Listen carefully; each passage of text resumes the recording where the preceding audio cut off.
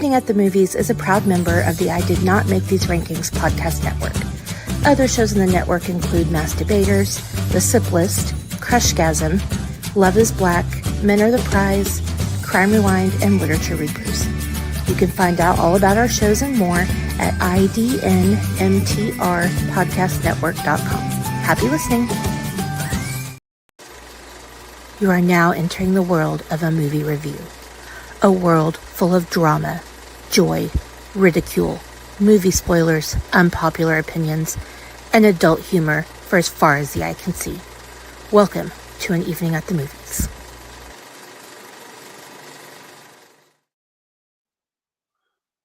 Hello, happy Sunday. Welcome back to everybody's favorite movie-based podcast. This is An Evening at the Movies.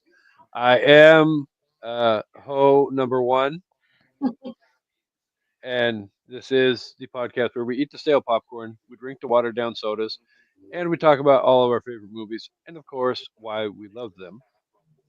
And joining me on this amazing episode of An Evening at the Movies, we have Ho 2 and Ho number 3 with us. Um, say hello, Ho number 2. Why don't you two pick which one wants to be 2 and I don't know who the fuck you think you're calling a hoe right now. I was going to say, I remain quiet on the basis of seniority, so I was just kind of like, that ain't on me. What do you mean seniority? What do you mean? You've been around on the show longer than I have, so I mean... That means I have seniority. That was exactly why I didn't fucking take the claim as Ho number 2. So, in turn, as I originally said, I remained silent on the basis of seniority. All right, you made it sound like you were the one possessing the seniority, not giving way to the seniority. So... That doesn't... Okay. Whatever. I'm here. We're popping the cheap screw top rosé, although this is not screw top, hence the pop. But I am Amanda. I am here. This is a good distraction for me waiting to stay up all night before surgery tomorrow. It is the last night of the Eras tour for anybody who's interested, and so it's a sad, emotional, not sad, but just bittersweet day. So I am wearing my Eras Tour shirt that I bought in Toronto. I am wearing my Tortured Poets Department cardigan, and I am drinking cheap rosé out of my Mirror Ball cup. So I am tailored out and ready to go. You know, the fact that she's in Vancouver and not in, I don't know, LA or Kansas City, whichever place they're at right now, better not freaking jinx my damn quarterback. Just saying. It doesn't work that way. So like, hold on. I got a question to clarify something though, real quick. Okay. Like, is that like an official department of, torture, whatever, the torture poet department? Is that like the official cardigan? Like you went on a website or like Yes. officially ordered said cardigan? Yes. Well, It is right here, the Tortured Poets Department. So on her website, she releases a cardigan for she has done it for most of her albums. mm-hmm. So I have the Midnight's cardigan, the Folklore cardigan, and the Tortured Poets Department cardigan. They're not cheap, but I would imagine not. I'm sure George's bank account has proof of that. It's my bank account too, and I spent my money on these. Thank you very much. Anyway, I was more so curious as to if it was like a legit official type thing, or if this is just like, if it was like a you're just calling addition. You mean the cardigan or the Tortured Poets Department itself? Well, no, I'm aware of the album name, Okay. but like I was just more so when you said my official this and then that, and then I was like, wait, really? Like Cardigans actual are a legit thing, yes. Well, I know cardigans are a legit thing. Yeah.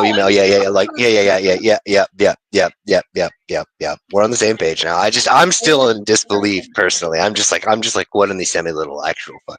Okay. Ah, want you to know I'm a Af- mirror ball. Okay, sorry. after all of that, we also have Mr. Chancey Greif with us again this week. Welcome back, sir. What's up, floating eyeball of chaos? How you doing? How you doing? How you doing? What do you mean again this week? He's a co-host now. He should be here every Oh, week, I, especially when we do the Notebook. No, I gave you a pass on the Notebook. Did you? Holy shit! I didn't even realize that. Okay, Oh, well, I fair did. I enough. did give you a No, pass on the no. Notebook. no. You can give him a pass all he wants. I revoked the pass, and he will be here on January 1st for the Notebook.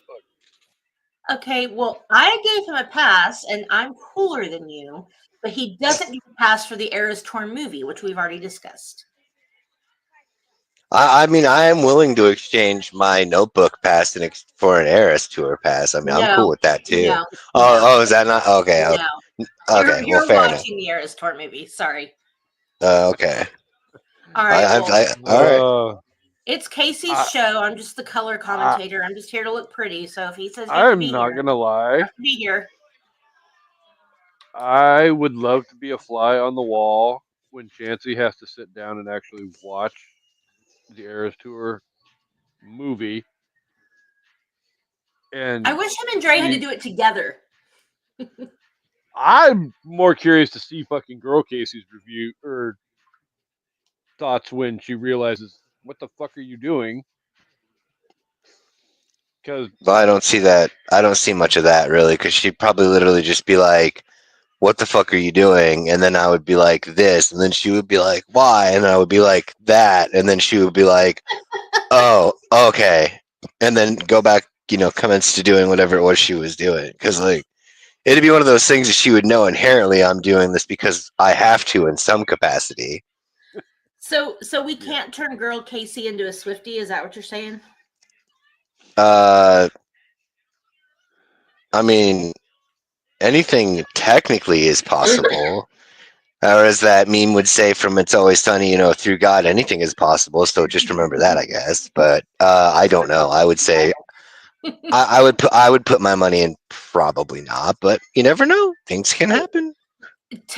Okay, Casey is a low-key Swiftie because of me and Shanna. My friend Megan, who I never in a million years would have thought would have crossed over, I've made her a Swiftie, so it can happen. But anyway, that's not what we're here to talk about. I'm sorry, I'm trying to get all my Taylor in because the Eras Tour last show is tonight, and I'm just really I'm sad that it's going to be over. No more grainy live streams on YouTube to watch. I'm just bummed. well, I'm sure there'll be hundreds of millions of TikToks. Yeah. Well, I have my own videos, but which I will. I plan to put mine together as a little movie and just watch it whenever I feel sad. Taylor videos? You mean like this one? No, don't. Oh God, that would have been great. Oh my God, that would have been fucking no. That right there and that right there is enough. That is absolutely enough. The reaction on its face is enough. Now they have to go back to watch the other one to get it. Yeah. I'm not gonna lie, that would have worked so much better if I hadn't said anything and I had honestly just reached down and scrolled up like a quarter of an inch and then just hit the damn button. If y'all haven't seen my birthday episode, Casey inserted a video of me throwing a tantrum the night before my Eras Tour show. It was great. I thought it was an epileptic episode, to be honest, for a minute. I didn't know what the fuck happened. I mean, I was kicking my arms and legs like a toddler, so. And I'm not gonna lie, freaking 200 people have seen that episode. Yeah, that's true. I just hope they enjoyed all the chunky thigh and ass shots they got, because that was what was more appalling to me. Was like, oh, please hide my ass, hide my thighs. I don't care about the tantrum, but damn. Yeah, I didn't think about that when I hit play. I was just more concerned about the whole embarrassing. If I was worried about it, I wouldn't have put it on the internet. It's fine. But speaking of that, we do have a comment from one of my newest Swiftie friends, Sarah, and I let her know that I podcast, and she said she would watch. She is like me. We're both twiddling our thumbs until the show starts at Taylor comes on at like 9:50 my time or something like that. I don't know how I'm gonna stay awake.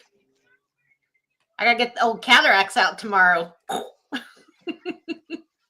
So you've got like 2.5 hours. I don't think we're gonna go no 2.5 hours tonight. No, please, no. But Please, for the love of God, no. She's like, no, please, God, no. Well, I mean, at the end of, if we were to discuss the not one but two freaking remakes on top of the original movie, as there's well, two I'm sure. remakes. Yeah. Oh, Yeah, I didn't know that. Dimension made a version in 2006, That's and the only one I know of. Blumhouse did it in 2019. That is right, and I haven't seen that one. Ooh. See, the 2019 one's the one that I saw, which is interesting. Well, That's an interesting perspective. According to my statistics, it's the better of the two remakes, but we'll get to that here in just a minute. Oh yeah, I would say that'd probably if I remember that would probably make sense. Yeah, that would probably make sense. So, for those of you who don't know, this is smack dab in the middle of holiday ho ho ho fest. So, we're going to be talking Christmas movies all month long, with an evening at the movie twist. We're not just going to go to your cookie cutter traditional Christmas movies. We're going to go dark. We're going to go evil, and we're going to get some great freaking we managed Christmas to horror. hoe it out. Yeah, I'm not going to lie. I'll freaking hoe myself out for some horror movies. There's some horrors in this house. There's some horrors in this house. Oh, Also, if I have to be a hoe, I want to be hoe number one. Since she ain't your hoe no mo. Sorry, I was quoting The Office. Bros before hoes. But then your hoe goes and breaks up with you, and then she ain't your hoe no mo. So last week we discussed Better Watch Out, and it was somebody's birthday.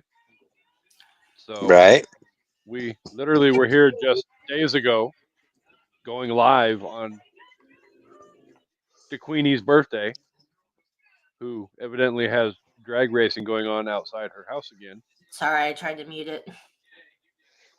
It's not really drag racing. It's just we have a handful of people in the neighborhood with really loud ass fucking cars.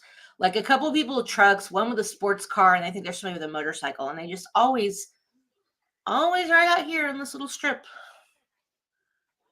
So basically, they know when you go live on apparently an evening at the movies, and they're like, "Ooh, let's fuck with Amanda." We did go visit the lot at the new house today, and I just keep thinking how this time next year we will be in the woods and quiet. Except for wildlife. And world champion and all the Cowboys. And all the openers to all the scary movies that we've watched involving that exact same scenario. Like, yeah. Texas Chainsaw be happening in my backyard. Yep. Okay, I wasn't saying that out loud. Oh yeah, you guys aren't allowed to speak any shit into existence. I forgot about that. Look what your brother did to the door.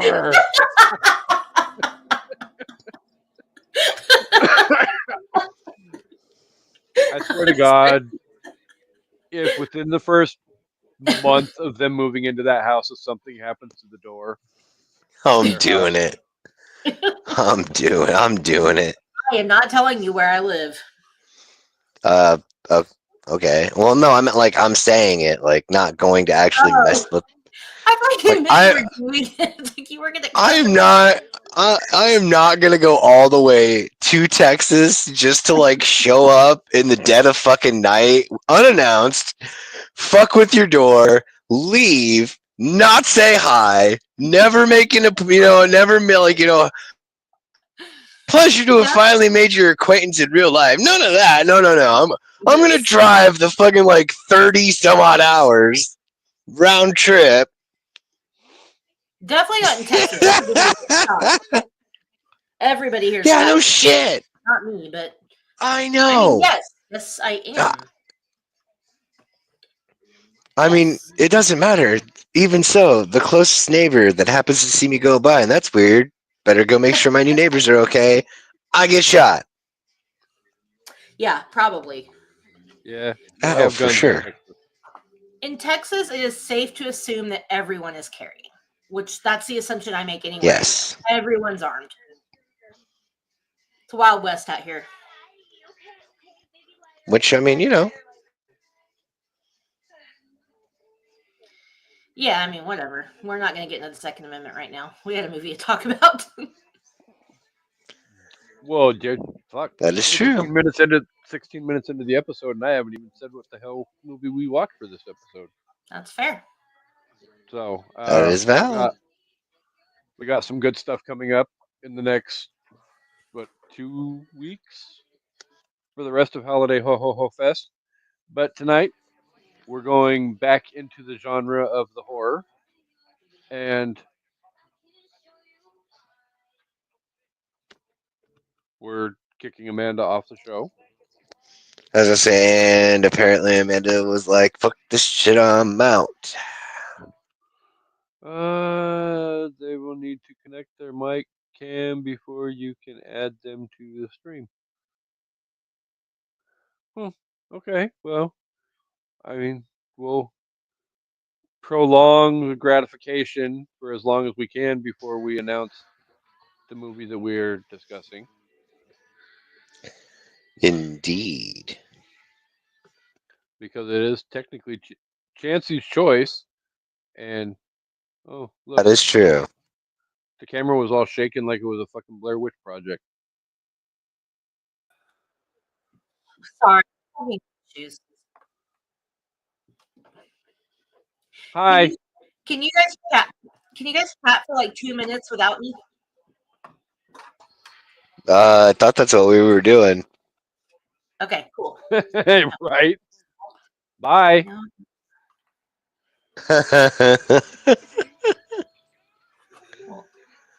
Oh, fuck. I thought we were going for 2 minutes without Amanda. Well, I think she's intending it to be like us talking for. Okay, how'd you do that? Sorry. I was like, I don't know if she's talking to us or not. Our camera's Blair Witching out, people. Hi, Jeej. George said hello. Hello, and thank you for the assistance, kind Sasquatch. Love you. Bye. Pearl. Alcohol. He'll be back with more alcohol. No, I have. That bottle will be gone before we get through the 90-second beat the clock challenge.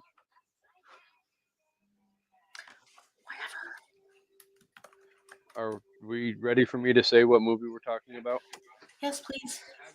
Oh, okay. Well, bum bum bum. We're talking about the OG 1974 Black Christmas. Woo-woo. Chosen specifically for our amazing audience by everybody's favorite hoe number 3, because Amanda's hoe number 1, and I'll take the title of being the hoe that is the shit and being number 2. But Mr. Chancey Greif selected the movie for us all. Yes. Yes, I did. Because fucking, I don't know if anybody picked up on it from the last episode, but I am not a fan of fucking Christmas personally. So Well, when that's unfortunate for you. I found out we were doing, a horror film for Amanda's show and the start of like, the whole December Christmas thing, I was like, fuck yeah, let's do this one. Because this one, actually, honestly, I always felt that it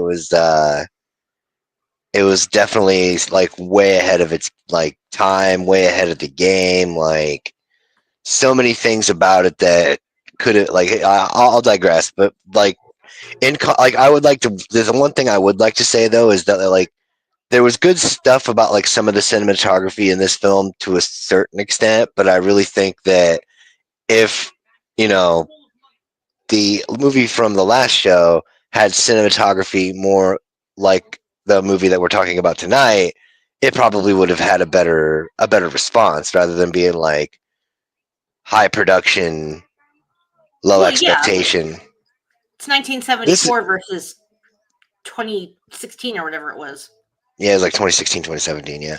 But still though, I mean like if this would have been made with the best cameras possible, I would have been like, wait, what the fuck is this? I was still steady cam like John Carpenter had. yeah, I know, right? You know, I don't even think they had it at that. I could, No, I think it was like, yeah, I think that came out in between.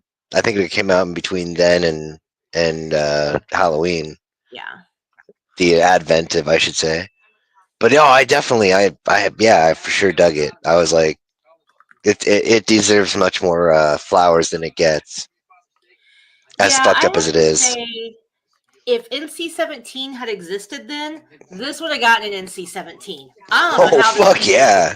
I don't know. They're throwing around pussy and see you next Tuesday like it's nothing. And I'm like, this is 1974. What are we doing? Yeah, and there's a very prevalent heated discussion between a protagonist and her um, Lover? well, yeah, I was actually going to give him a different name, but then I'm like, well, that kind of sort of spoils the whole plot twist of the movie, but we'll get to that, I'm sure, at some point here shortly. But before we can get to that, if you do not know, Black Christmas released on uh, December 20th, 1974. I'm like, Oh, nice. what the hell month Nice. is December? That's gonna be a great like release. brain That'd be farting great. all. Hey, my Seahawks won today, so I'm shocked beyond all shocked. It was directed by Bob Clark, released by Warner Brothers Pictures, had a $686,000 budget. Yeah, no, that's probably about right. And made a whopping, Whopping. just like the cool whip, Why are you putting so much emphasis on the H? because it's whopping. Whip. $4 million box office Oh, worldwide. okay. So, well, I mean, $4 million back in 1974 was a lot of freaking money. Yeah, it's a lot of money. But I'm not Yeah. pulling up the inflation calculator to figure out what that would translate to today. It's still not one of the top box offices of all time, but Oh no. It's a horror movie. Are they ever? Nightmare 1, Halloween, Well, yeah. Nightmare 3. That's about it. Anyway. If you want to check it out and you have not seen it, it is available to stream on the Peacock. You can also find the other two remakes on Tubi and Max. Now comes the fun part. We're going to get into the Rotten Tomato scores. I'm assuming, like last week, both of my amazing co-hosts know what the Rotten Tomato score for this movie is. I don't. Okay, well then you can wager. No, against I didn't. I didn't have to do a rewatch. Oh, I've watched this enough times. Like Mhm. it's one of them. It's like I said, it's got a special place in my heart because of the weirdness, the time it came out, especially for the time it came out, and then like a lot of the things that every time I had watched it, looking back, it was always kind of like, oh wow, that would have been really neat if blah blah blah blah blah. Plus, you gotta love when a guy dressed as Santa says "fuck." Right. Ho ho fuck. That was great. All right then. On that note, since you selected the movie, Chance, would you like to, without using the spread, wager a guess as to what you think the Rotten Tomato score for Black Christmas is?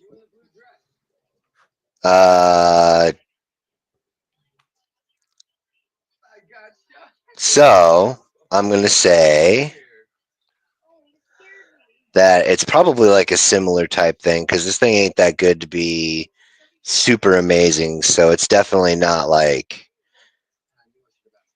out of the 70s range.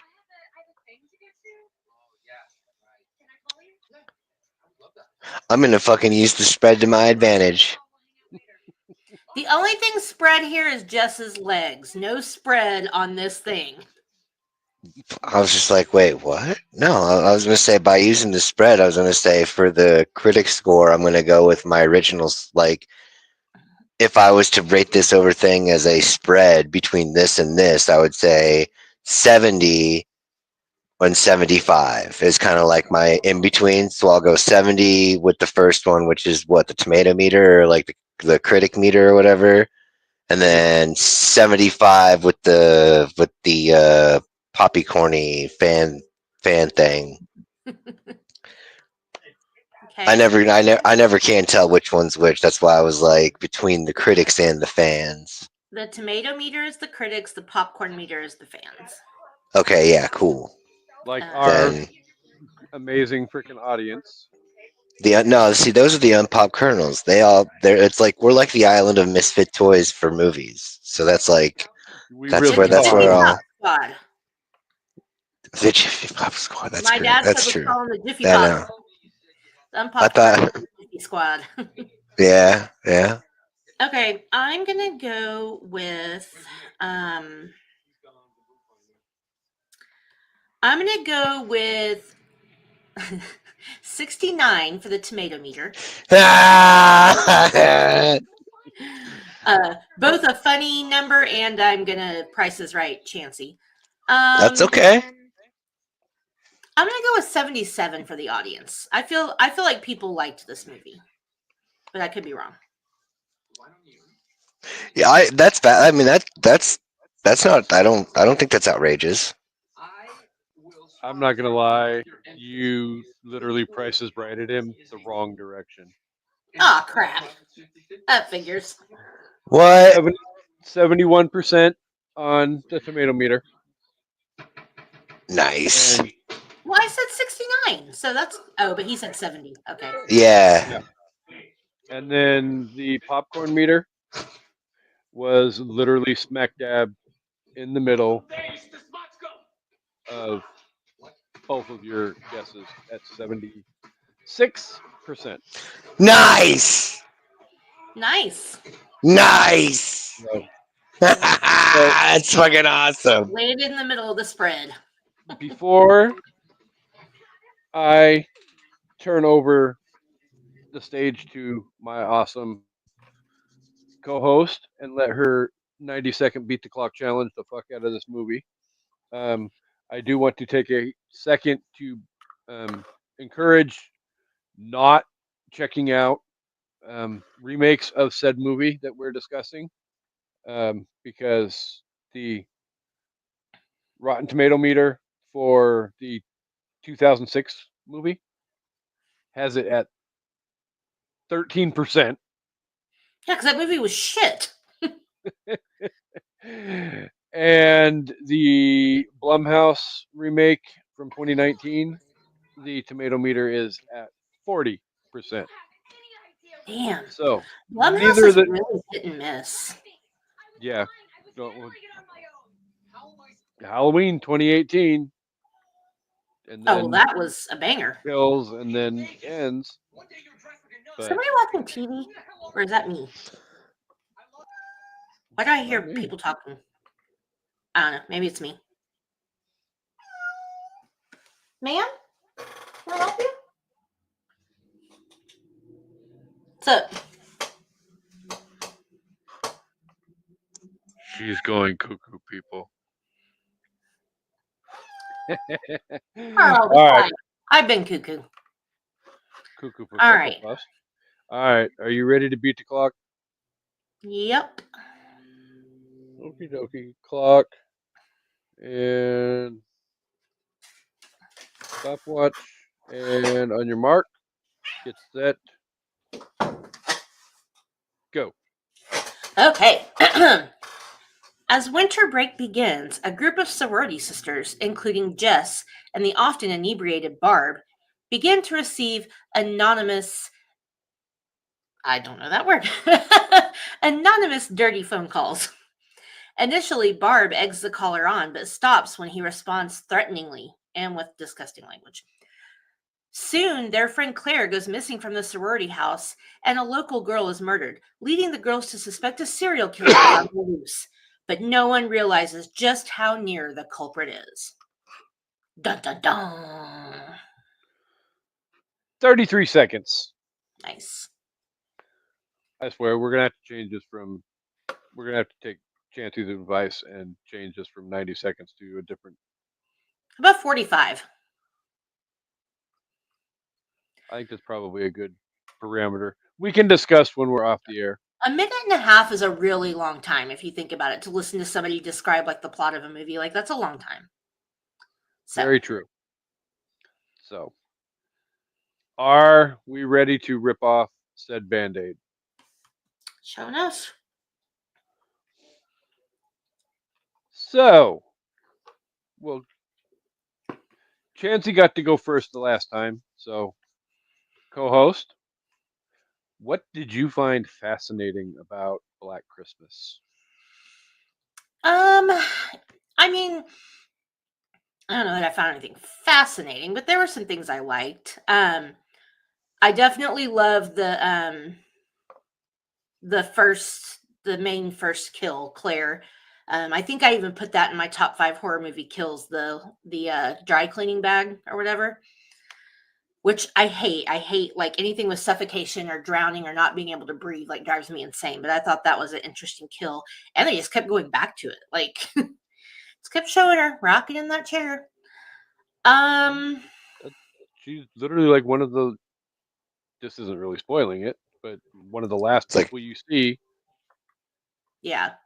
As the credits are getting ready to fucking roll at the end of the movie too.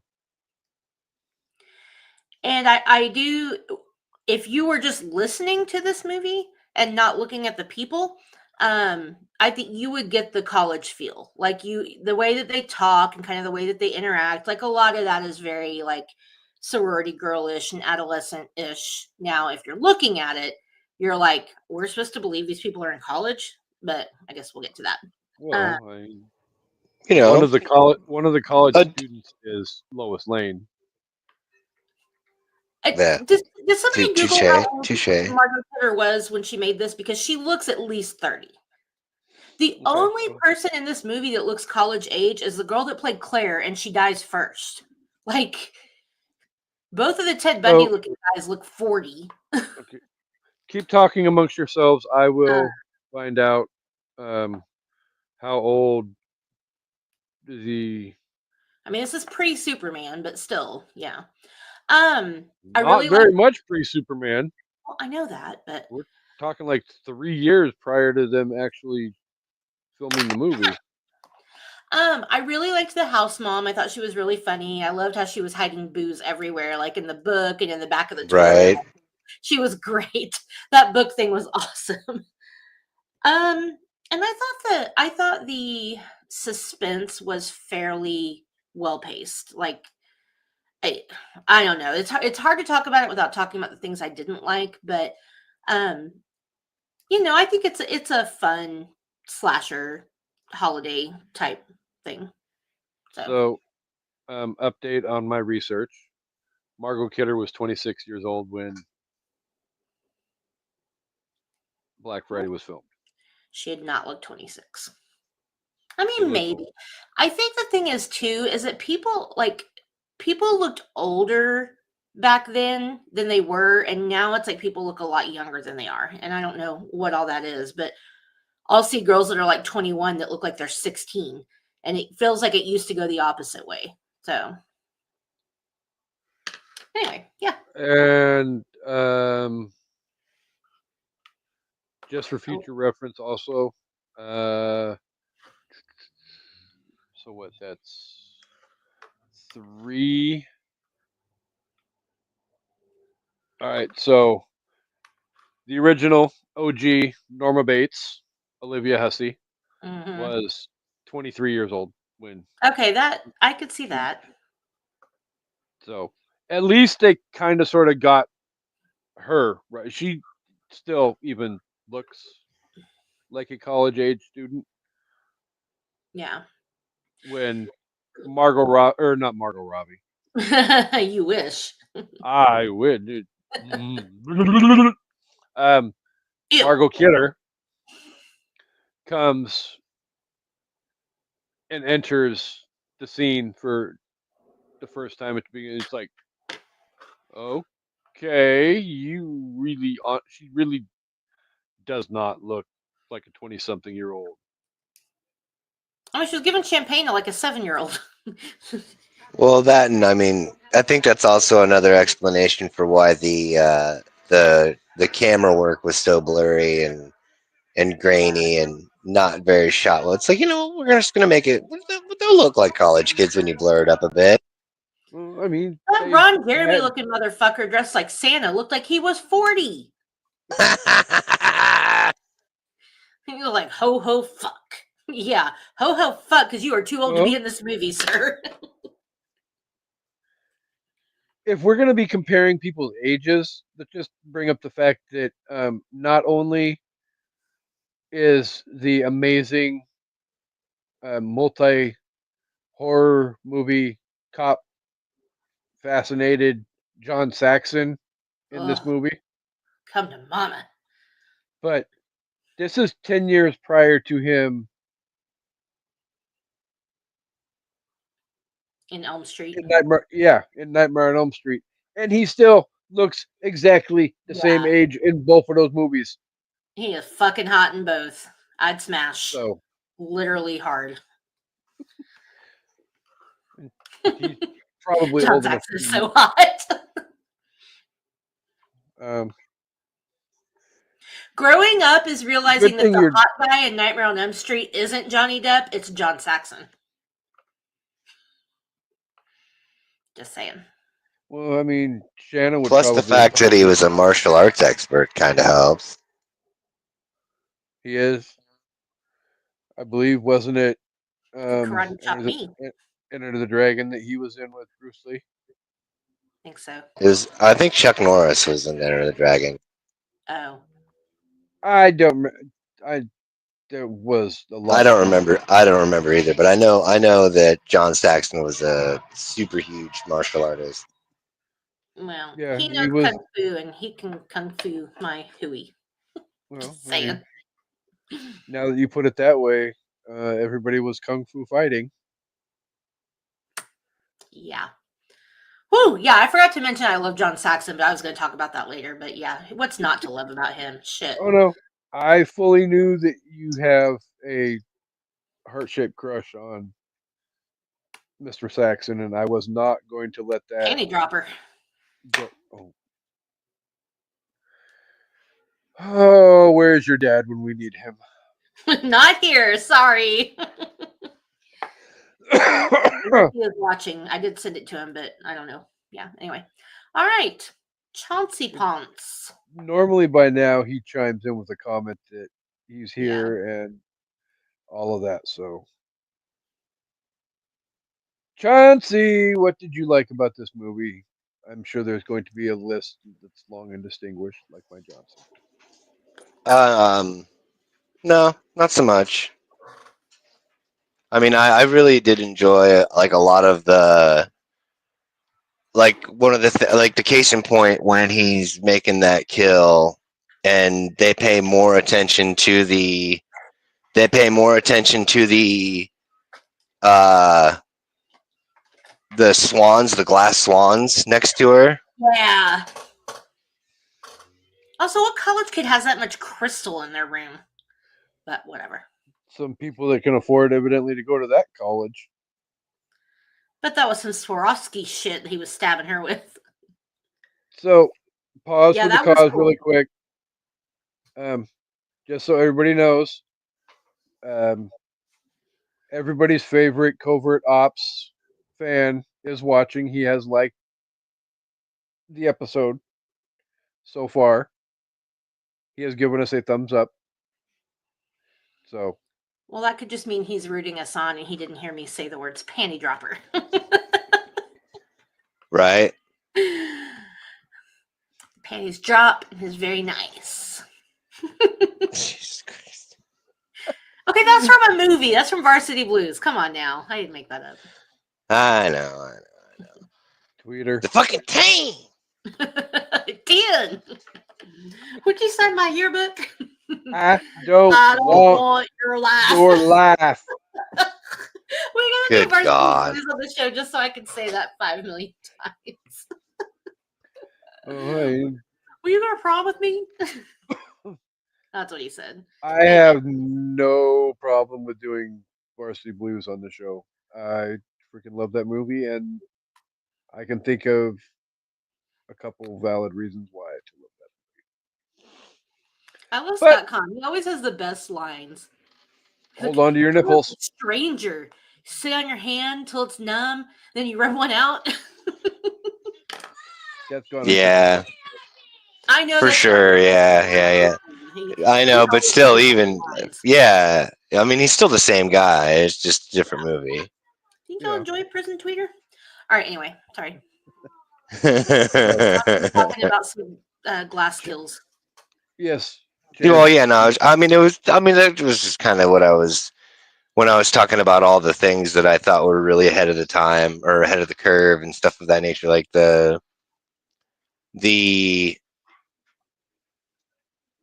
at times it definitely felt like there was a lot of like living homage to Alfred Hitchcock and also like other cinematic styles, but at the same time I felt that they kind of like almost leaned too far into, because like we already had the monster we already had the monster in the attic, but like we didn't need the weird art deco styling of the way they set up the shot to go back and forth from the crystals to the blood to the death to the dead to the dead. It was just kind of like, okay, like, are we a cheap horror film or are we gonna actually like go full-fledged art deco here? Like, I mean, it I was a cheapish horror film.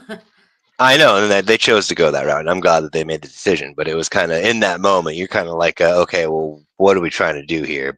But they ended up, it was really just that one particular one that stood out for that circumstance to me. But it was definitely, like I said, ahead of the curve, because like you wouldn't see stuff like that outside of that one, scene in that particular film until like later in the 80s, when they were kind of thinking that they were being clever and making it nuanced and bringing it into other, full franchise films. I want to say, I think it was either Friday the 13th or the Hellraiser films that they were doing. I think it was Hellbound, where they went on the back and forth from that. Anyway, that particular thing doesn't matter. It's kind of a digression, but still, it's just there was a lot of cool things that I think if outside of it being like that early into the game, I really think that it shouldn't have had those two crappy remakes, because now to offer or to mention it, a new remake is almost kind of like a really, you do not catch the two garbage pail films we got over here. Yeah, I don't know why Blumhouse decided to do that after. I feel like Halloween did the whole Hitchcockian thing a little bit better. I feel like this tried to do it, and obviously we know that John Carpenter was inspired by Black Christmas, which is now kind of why I think it's a cult classic, because people watched Halloween and Halloween got all this whatever, and then people kind of went back and were like, oh, okay, appreciating Black Christmas for what it was, but also for the inspiration for the movies that came after it. But Right. I do feel like you're like, it tried a little too hard in certain parts. Mm-hmm. But bravo to them for pushing the boundaries with that language. Yeah. Not that I feel like it was a little tacky, considering it's a That's just my Well, personal they opinion. I feel like they didn't I need would. to go that far, but they I don't mean, hold it's back it's at all with the fucking it's tacky now, but not then. Like yeah, then, it would have been a. It wouldn't have been as tacky then as it is now because of the whole. saying cunt back then like that. No, exactly, but that's what makes it not tacky. It would have been so much more faux pas, like off, like oh my gosh, I can't fucking believe that this was. Oh my goodness, exactly. Now it's fucking tacky because everybody and their dogs running around there screaming and swearing and saying all types of crazy nonsense that totally it just waters down that particular thing and makes it tacky now. But it's at the time it was almost to you could almost equivalent make it the equivalent of everyone saying TCM was like so gory but has like almost no Oh, blood. fair. I mean, I think too. My other thing with that was that the girls' reactions weren't. I mean, especially for Barb. Okay, like we get it. Barb's a drunk. Barb's probably a slut. She's the that girl of the house, which fine, whatever. But Barb's just like nobody is shocked by this guy's language. I feel like, and it was like that language is shocking for 1974. Like, and I'm not like bashing it. I just feel like their reactions weren't visceral enough to him saying, "I'm gonna lick your pretty pink blah blah blah," and what? Like, it was really graphic because it wasn't just that he was saying Yeah. the word cunt or the word pussy. It was like this graphic description of what he was gonna do to them. Like that was like mind blowing. For sure. And I feel I like their agree with that. reaction should have been a little more. Shocked, But frightened, again, they were getting these phone calls before, so maybe they were just used to it. I don't know. I suppose. I mean, I guess, but like at the same time, I mean, you'd think that there was, I don't know. Like to me, I always kind of figured like, okay, maybe they were getting those calls on the regular before, but there's like a marked difference between like what they're getting in this film and then like your stereotypical college, frat house, hijinks thing like that. That is a whole step in the other direction there. I mean, if somebody called me now and said that to me, I would be like, I would be disgusted. Like I would be revolted because it's like some stranger and whatever. For that time period, especially for sorority girls, because if you were a sorority girl, especially back then, you were typically well-bred, wealthy, like all of these things. Like, not to say that people hadn't heard those words because you're in college and you're hanging out with fraternity guys. Of course you've heard them, but it just But I mean, at the same time, you also have to go back to the fact that, like, Mrs. Mack made the comment at one point during, the movie where these broads would hump the Leaning Tower of Pisa if they could get up there. yeah. So they're obviously not that refined. I loved her when Oh, she's like, no. she's talking to the dad, Claire's dad, and she's trying to be all like, oh, blah, blah, blah. Claire's a good girl and all this. And then she's talking to the cat. She's like, Clyde, God damn it, you little prick. He's like, okay. Yeah, I loved her. I was sad she died so soon. She was funny. yeah. She was like the anti Mrs. Garrett. I Very much was so. just going to say that. She reminded me of a dirty version of Mrs. Garrett. Yeah, And yeah. we were like, Casey, what did you like about the movie? What fascinated you? So obviously, this is a movie that, like we had, been discussing before. I saw this years after I first saw Halloween, and Yeah, me too. it's definitely not a cheap shot by any stretch of the imagination, but you can definitely tell that there are some very stark similarities between Carpenter and Clark's movies. Yeah, I And mean, I that's think not, the killer POV thing, while it's only in the beginning of Halloween, I feel like that killer POV thing was like definitely inspired by this movie. oh, absolutely. That was the very first thing I noticed when the movie started was it's like, okay, you've got the camera or the POV of the killer coming up to the door and peeking in the window and wandering around it's like, okay, this feels very Halloween esque, and at the same time, And it's like, then, go ahead, Chance. oh, sorry. I was going to say, we also cannot forget about what then came from the evolution from Black Christmas to Halloween, which is Maniac, which always and forever will be the quintessential, like, experimental, like, horror film in the sense of totally taking everything in a whole new direction. And the remake that they did with Elijah Wood is fucking chef's kiss, and I Is sincerely it cannot really? wait for the. Oh my Okay. god, it's I so haven't seen good. it. I cannot wait until I get the opportunity to bring that one on here. Oh my goodness. All right, I have to watch it now because I haven't seen it. Because I was like, I Maniac was good, but it's not like one of my favorites. But so I was like, I don't know if I want to watch a remake. But So, like, for me, the reason the original one is such a selling point for me is I'm a huge fan of Tom Savini, but that's Right. neither here nor there. We can go back to Black Christmas. God, I love Tom Savini. That's ridiculous. Okay. Yes, he's a national treasure. Oh yeah. But yeah, I definitely, if I had seen these two movies in order, I definitely feel like Black Christmas 100% laid the groundwork for John Carpenter to take the ball and,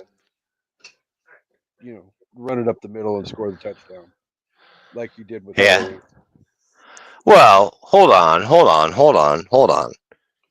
That I'd have to say that I mean, if we're going for stylings, then okay, I suppose that would definitely be a valid argument. But like, we can't talk about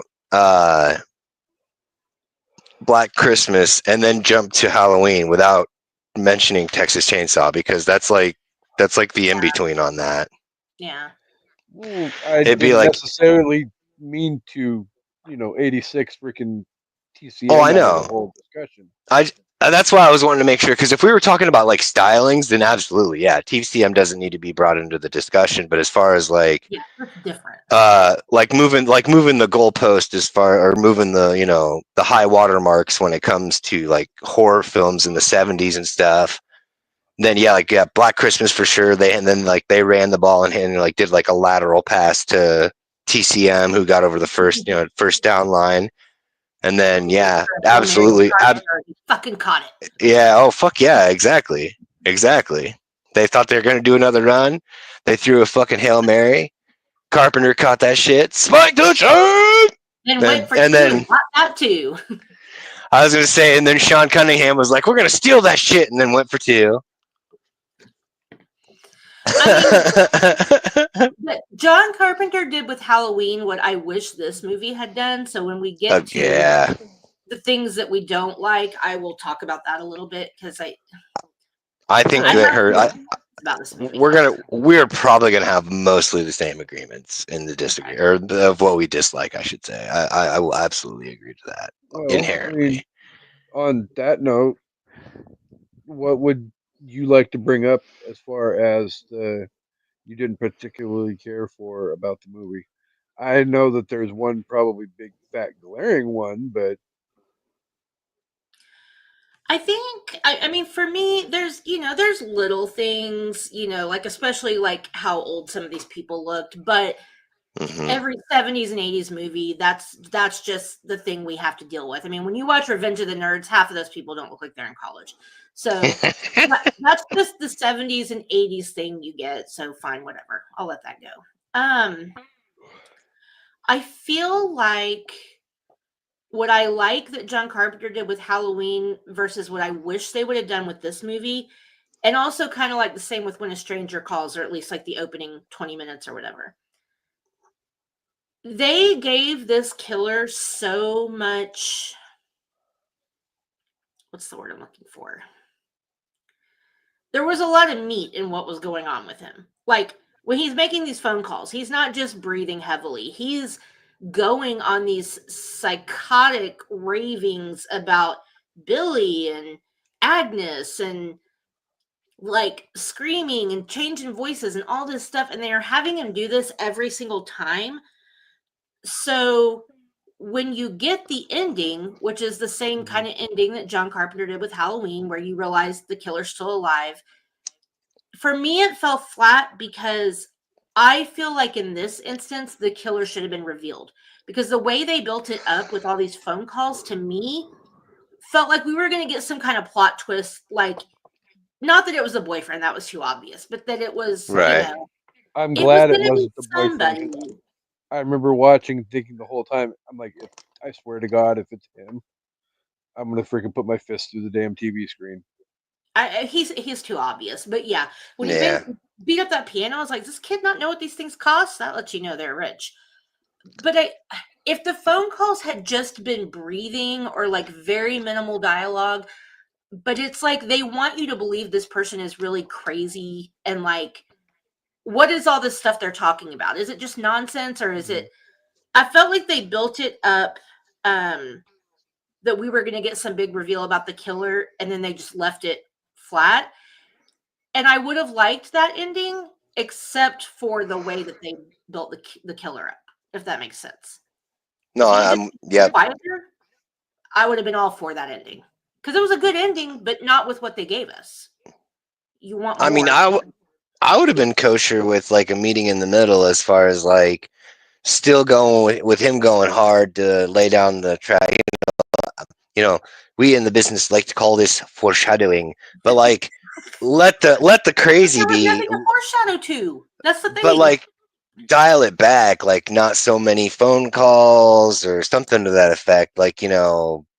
And then like a combination, honestly, like I would have loved for there to have been the build up where there's like all this crazy nonsense, and then like when they do the tap, and then like maybe like the first call on the tap, there's some craziness to let the cops know that there's really a kind of a thing, and then maybe like he catches on to a tap, but he can't control the compulsion to do the thing, so he calls, and then he starts breathing into the phone.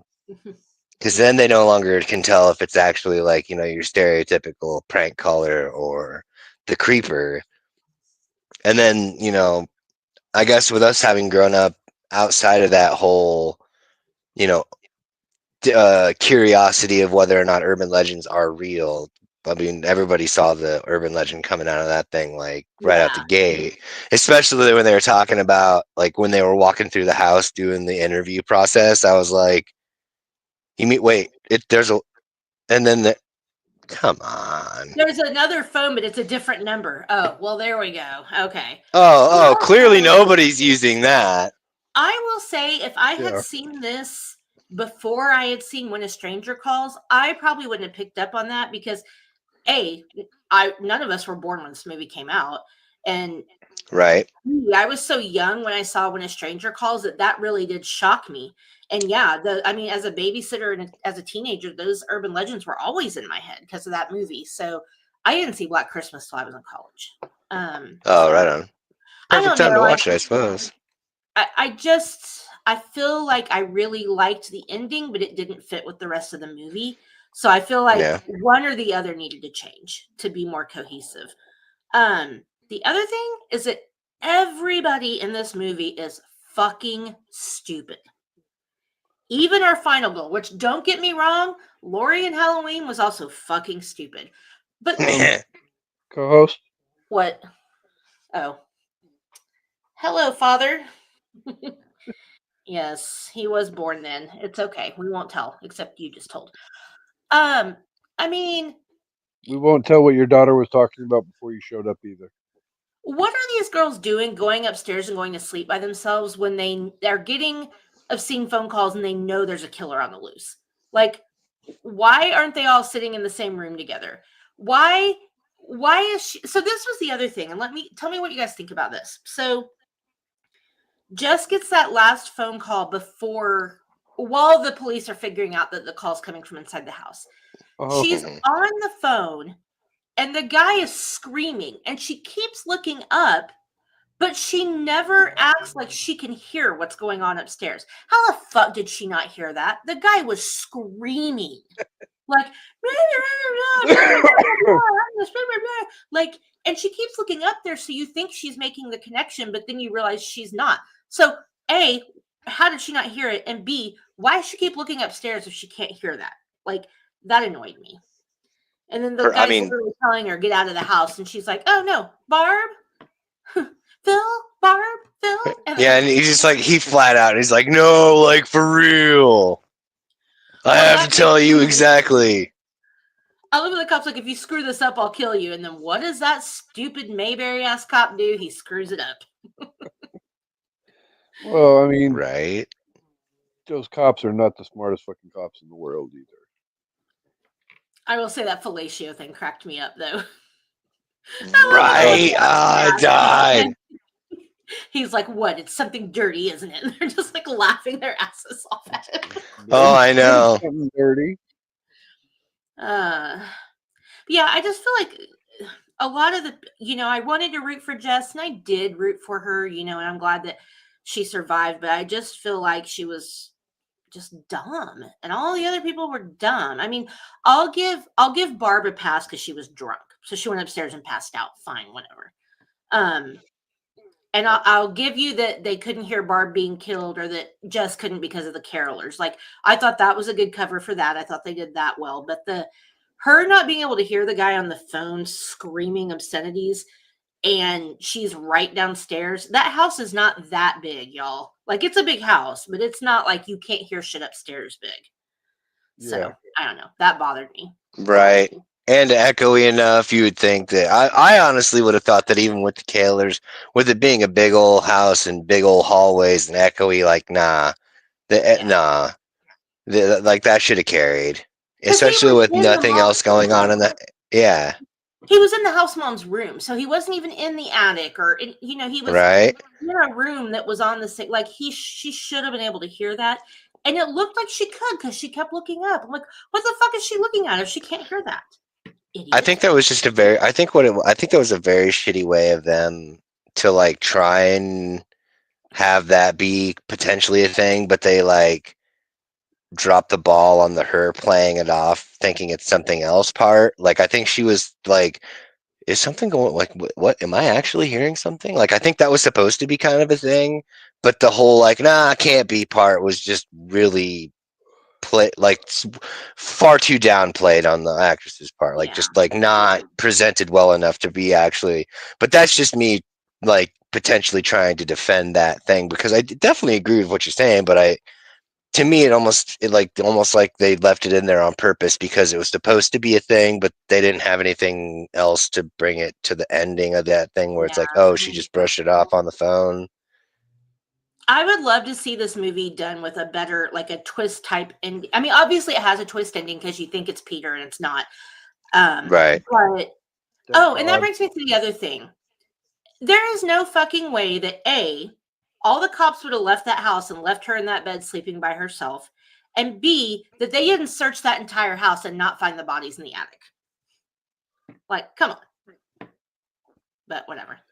Well, I mean, Mayberry RFD. Maybe. John Saxon isn't Mayberry. He knows his shit. Yeah, but my shit. As I say, not as I do. I mean, it's not like. But yeah, I mean, overall, it's a fun movie. I would like to see it with. Okay, this is what it felt like to me the first time I watched it. I thought it was going to be like a sleepaway camp type thing, not to that extent of like, oh, the girl's a boy and there's a dick in the picture, but I thought there was going to be some kind of like sleepaway camp style twist, and then you just get it left like I said, which is why I appreciate what John Carpenter did, because he did that the right way, because Michael was an enigma. There was nothing to know about him, so it makes sense that he just disappears into nothing. So I'm done. Sorry. Word. I totally agree. Part 2. No, we're not talking about that. Word to your mother. Chancy Greif, what was it? Was there anything else that you particularly didn't care for? No, she definitely covered all my grievances. Like, I had a pretty good feeling that it was going to be kind of one of them types of movies where, she'd be able to voice my problems that I had with it. There ain't really much for me to go into that she hadn't already gone into. And if I did, I'd just beat that horse to death and then beat it again because it didn't get up when I told it to. Oh. Poor horsey. Yeah, I just feel like it was a missed opportunity with the ending. I like what they tried to do, but it wasn't cohesive in my opinion. Still like the I movie, agree. but I it think was it like was. it didn't match. I think it was one of those like. I don't want to say Event Horizon moments because I don't. I do think Event Horizon is a better film, but I think it's one of them things where a movie does something that's not like when it tries to like either when it tries or when it does fully venture out into something that's not really charted, and then they do really good stuff in this area and this area. And then sometimes we'll end up with like a Late Night with the Devil when it's oh shit, we come up Oh with God. all this material, and then we got to hurry up and tie a bow on this and get the fucking people Yeah. out of the theater. You know, it's I kind of guess one of those maybe things it like had you so it yeah, had you asking why too much. Like when you right, watch, and I'm not trying to compare them. I'm just comparing them for how I see how one did it a little bit better. Like yeah, Halloween, you're kind of watching it and you're going, man, why is this guy so crazy? But they're not giving you anything about him to question. Whereas in this Yeah. right. movie, every time this guy makes a phone call, he gets more and more unhinged. And you're like, why is he doing this? What is he talking about? Who's Agnes? Who's Billy? Like, Yeah. they Why leave is he you feeling so nothing. unhinged? Like, And then this they dude don't. is fucking unhinged. I need to know what his deal is. And then they don't give you any of the information that you Yeah. need, It's like giving you popcorn and saying no better. which is just movie blasphemy, in my opinion. Yeah. Rude. So, Anyway. well, if there's anything else that anybody else doesn't want to cover, do we want to move on to our overall thoughts and opinions of the movie? Yes, but can I say one more thing about this? Was actually something I thought was cool. Watching how they traced the phone calls. That was wild, especially watching it now. Right? Like as a kid, it's like it made more sense, but watching it now, I'm like, oh my God. Can you imagine having to run around that whole thing, pulling canisters out, like looking for where this line is coming from? Like that was Oh, pretty cool. I have to say, I liked that. so really quick along that same line, though, there is a valid reason that I learned in this movie why the death rate or the overall death age of people had to be so fucking low back then. Because if you were like having a heart attack and had to call the freaking 911 was just getting off the damn ground at this point. Yeah. So you actually had to dial a full blown number. But the damn telephones back then, 3, Yeah. 6, Little and rotary phones. Well, so and then, no, that's but the and then thing if is you though screwed is up, that you had to hang up, pick up, dial, start over from square one again.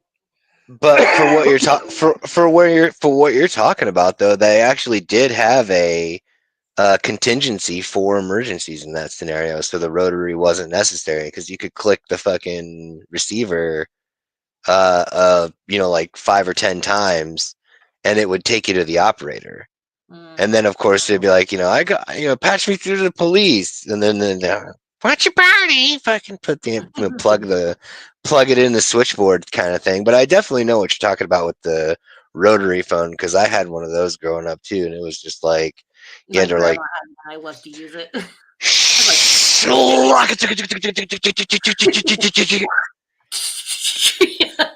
And then Y'all you like the have to sound effects? That's what we're here for. then you have to wait for it to get back to like Yeah. reset because if they have like a bunch of zeros in there, you got to wait for it to get back, Yeah. otherwise it doesn't dial it out as a zero. It's like, for fuck's sake. God forbid you had a 9 or a 0, like multiple of those in your numbers. Oh no, like literally the last 3 digits in my phone number were 008, so I had to like schlickja.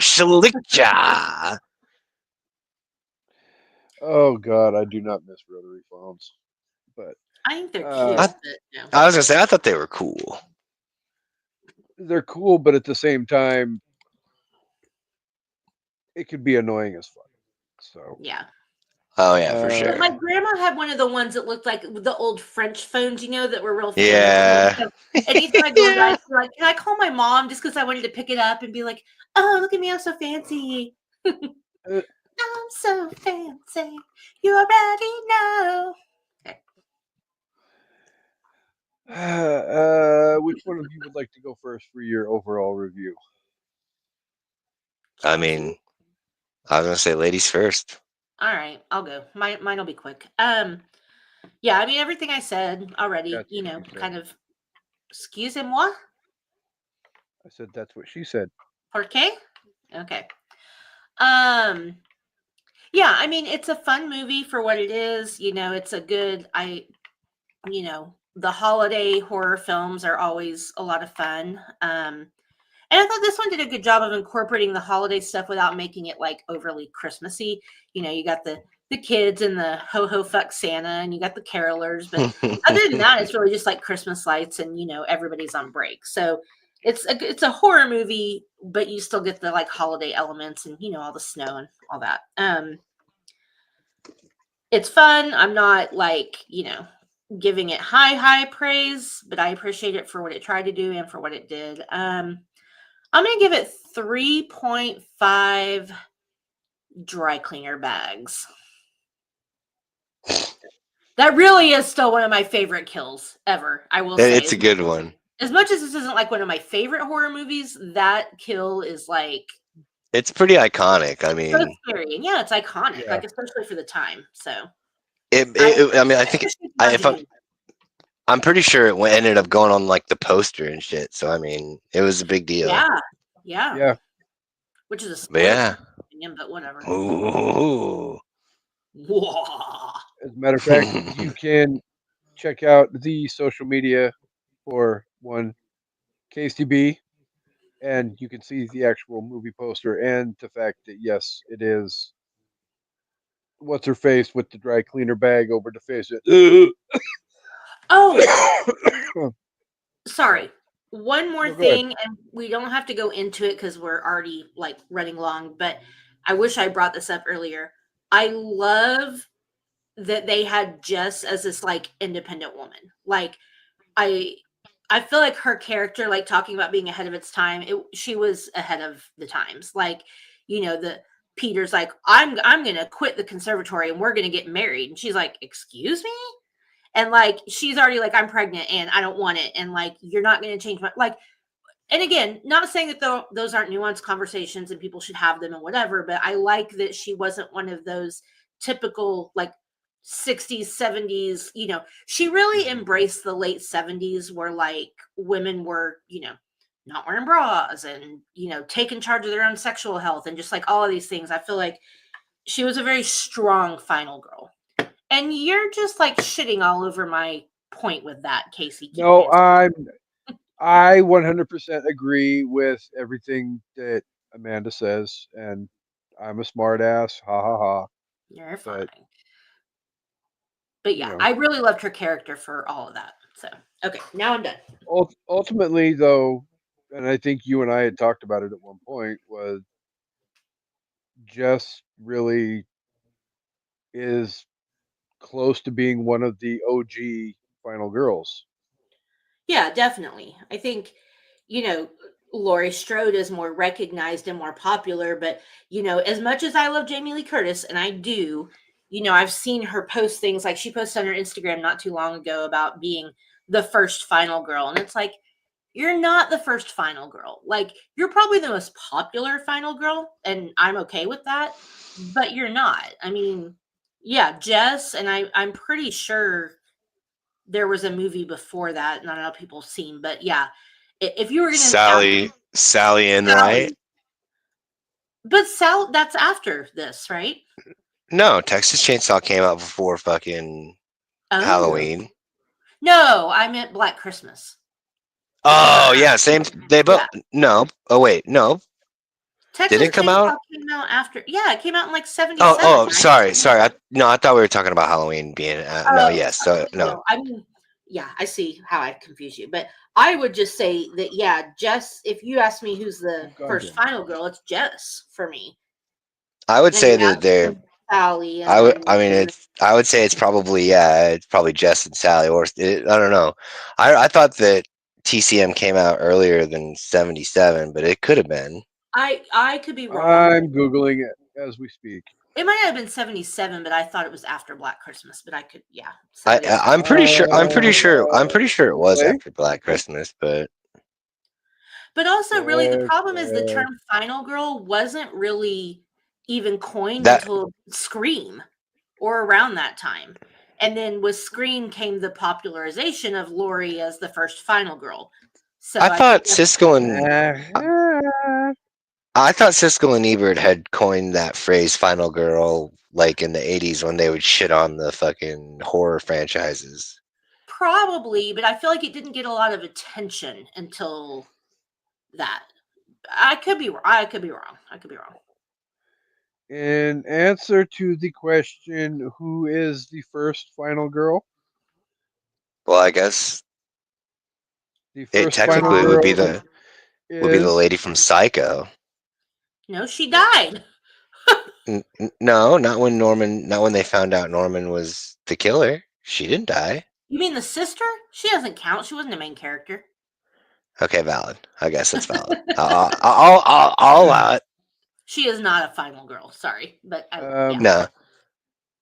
So, Black Christmas came out on December 20th, 1974. Hmm. So, Olivia Hussey would be the number 2. TCM was 74, wasn't it? October 1st, 1974. All right. Oh shit! All right. My so it's Sally. My gypsy gut was like, "Hey, this ain't right here," but I wasn't necessarily all the way right. But it's all good. It's literally within the same. It's in the same fiscal quarter. So I mean, come on. I was going to say, Well, I mean, no, you that really depends. compare the that literally It depends on your TCM fiscal year. TCM literally came out in October, and then That makes sense. 2 months later, you get Black Christmas. I think If I was Megan gonna is say- the most popular final girl. That's also a valid statement. But if we're gonna go based off of like, I don't know, that's kind of tricky. I would almost say Sally would have to win it if we were gonna go between Black Christmas Final Girl and Texas Chainsaw Final Girl, just because Sally I'd say Sally's night was a little bit more rough than everybody else's in that other one. That's kind of a rough go. Yeah. On that note, Chance My of Grice, dad and I don't remember the 70s. We know you don't. I know how much weed you guys smoked. I remember smelling it, even in the 80s. So I can't even imagine. well, I mean, we're not here to judge. They would send me and my brother to our rooms and then like just get high. And I'm like, y'all think we can't smell that? Now, granted, I didn't know what the smell was at the time, but later I was like, okay, that's what they were doing. Oh, I fully can chime in with stories along the same line, but I remember hearing James Taylor coming from the living room, smelling that skunky smell. That's funny. I have a similar story, just not necessarily involving my parents, because they owned a property at the end of the street that we rented out to, and they were like, "Hey, go down there and collect the rent." So I went down there to collect the rent, and he opened that door, and it was just nothing but just like the rancid smell of cat piss, and I was like, I don't get that. Huh? I wonder what's up with that. Why am I so hungry and tired all of a sudden? I gotta go home. I gotta go home now. I'm gonna go tell my mom they got a cat without permission. Nah, That wasn't on the but lease. He didn't pay the pet deposit.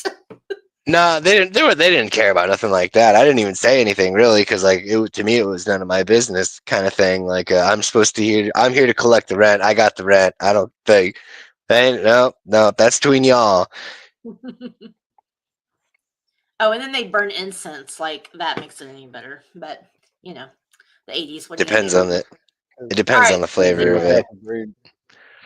Give your review. I gotta go get ready for Tay Tay. I'll go with a solid. I was gonna go 2 3/4, but I'll go solid 3 because like Honestly, a lot of them are going to probably be middle of the road threes for me, unless it's either like horrendous dog shit or like something like stellar that's going to throw me in one way or the other, just to kind of keep it fair and you know at least some kind of. I don't want to. We like you guys were starting it off with the show. You don't want to oversaturate. I know I was there for a while that everything I was bringing was like the greatest thing since individually Yeah. wrapped cheese slices. But then We're very again, a lot liberal of with our reviews because we love movies so much. And not saying you don't, but just like sometimes we're not objective just because, sometimes it's hard to be objective about a movie you love, even when you know objectively it's probably not a 5, but in your Right. heart it's like a 6. So, right. But yeah. all right. So I would probably go somewhere along the lines of same ballpark as my co-host. I'll go 3.25 crystal figurines out of 5. To unicorn horns to stab someone with. Well, better than fucking duct tape on a fucking severed On a carotid artery. I give fucking don't. I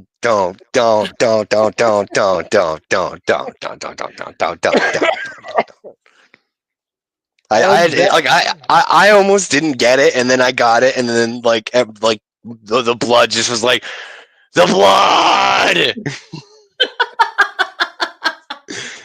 Oh God, mother, blood. That is the worst part of Psycho, other than the fake kissing. Oh my God, the Right. fake- Oh my god. I have to skip that part now. I can't. with they're like just rubbing on each other's faces, like not even trying to look like they're kissing. Like, oh my God, just stop it. Exactly. So, with all of that said, this was a lot of fun. I enjoyed a trip down memory lane to discuss about or have a discussion about Black Christmas. As always, thank you to the listeners for being here each and every week. You guys are incredibly amazing. You guys showed up and showed out again Jiffy for Squad. Better Watch Out. Curious to see what we're going to do this week with Black Christmas. The interesting one will be next week when we get to the really, really, really traditional Christmas movie. But I'll get to that in a minute. Chance of Greif, where can the listeners find you? Let's see.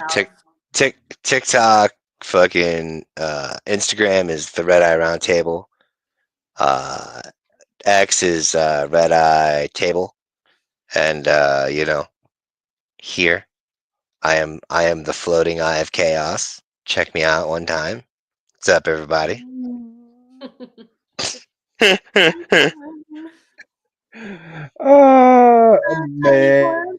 Man. Sorry, that was just Amanda, other than the fact that you're going to be watching Tay Tay in about an hour? Well, 20 supposedly minutes. she might be going on early, which is why I'm like, I got to get because everybody's messaging saying people are already starting to go live, which means, I mean, people do go live for Gracie Abrams too, which is her opener, but I still am like, maybe she's going to go live early. So anyway, yeah, so I'm Amanda. Thanks for watching. Thanks for wishing me a happy birthday. And yeah, I think people will show up for this episode. Black Christmas is way better known than Better Watch Out. So, but also, I hope people went and watched Better Watch Out and you add it to your favorite holiday horror fest movies.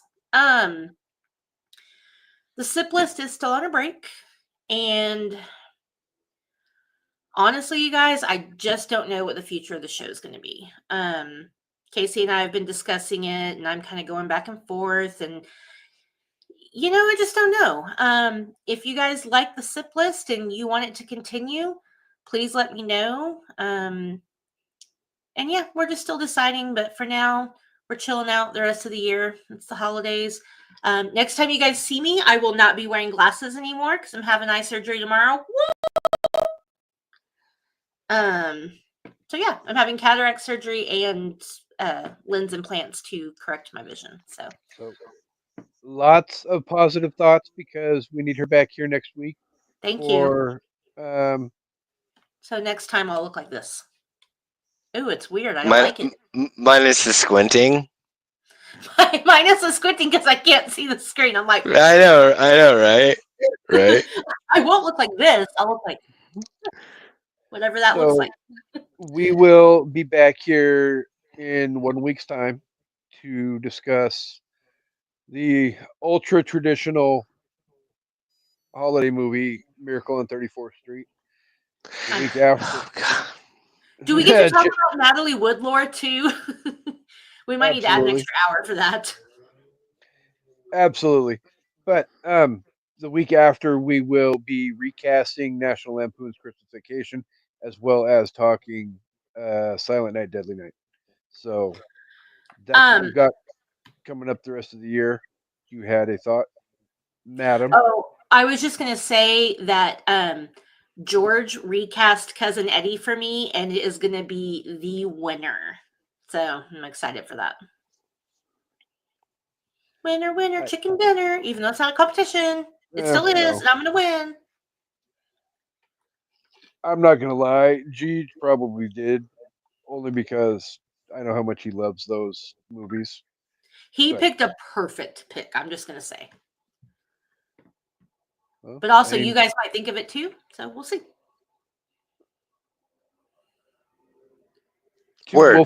We'll find out 2 weeks from today, won't we? But yeah, everybody watch us recast Christmas Vacation and definitely chime in with your opinions too, because that's going to be a fun one. And yeah, Absolutely. And I'm not gonna lie, I'm looking forward to hearing your dad's comments as we attempt to not screw up the flow of Christmas Vacation. So, so that's what for we've got coming. sorry, Oh, go sorry, ahead. real quick. I was just say for everybody that is going to be looking forward to that episode or wondering what we're going to do, the three of us are going to recast the four main Griswolds and Cousin Eddie. So each of the three of us will pick people for those, and then each of us three are going to pick one outlying character. So I got Aunt Bethany, and who did you guys pick? I can't remember. I took Clark's boss. That's right.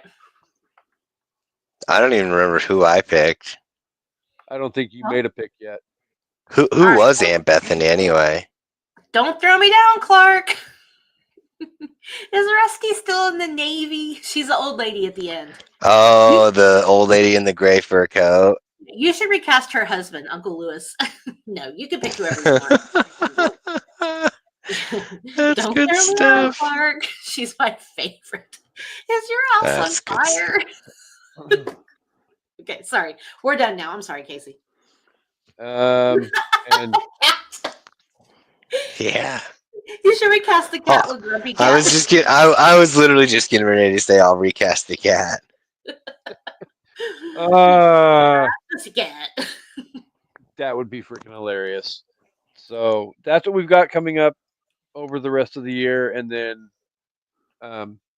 Chansey will be here on January 1st with us to discuss the Notebook, whether he likes it or not. I mean, we will be going live before January 1st, but that episode will drop on January 1st. So The Notebook's not that bad. You can handle it. We'll And we'll see how it and goes. I'll get to talk about how on our drafts when we did non-horror movies that could be horror movies, I picked The Notebook as one of mine because The Notebook is about 3 steps away from being a stalker film. You know, from what I've heard and having asked about it over the years, I kind of thought the same thing. Like, I was just kind of like, this is the weirdest fucking obsession film I've ever heard of in my entire life. Like, So the all it problem takes is a is- little nudge. It's the thing that girls are meant to believe in growing up, that if a guy does this and this and this and this and whatever and won't take no for an answer, it means he really loves you. And in the book and in the movie, it works. Like, it's very romantical. But in real life, we know now that that's harassment. So I'm not gonna lie. Chancey's homework for this is to sit down and have date night with girl Casey and watch this movie together as a couple. The point of it is true love and how far you're willing to go for the person you love. And I'm just saying this movie set unrealistic expectations for me for, Well, Alzheimer's runs in my family. And I'm like, will my husband be there for me like that? Like, who would? I don't want to spoil it for Chancey, but. so, you said that the Notebook sets, it shows like, how far are you willing to go for love? So does Hellraiser. True story. True story. No denying that. On that note, co-host, are you ready to take us home? Yes. Thank you, everybody, for watching. We appreciate you. We loved our Unpop Kernels, aka Jiffy Squad, Jiffy Pop Squad, Jiffy Squad, whatever you want to. I'm going to say Jiffy Squad. Like in Cougar Town, Penny Can. I'm going to say Jiffy Squad. Okay. Anyway, we love you guys. We appreciate you. Hope you're having a great holiday, and we hope you all come back for an evening at the movies. Goodbye. Deuces. R.I.P. Eras Tour.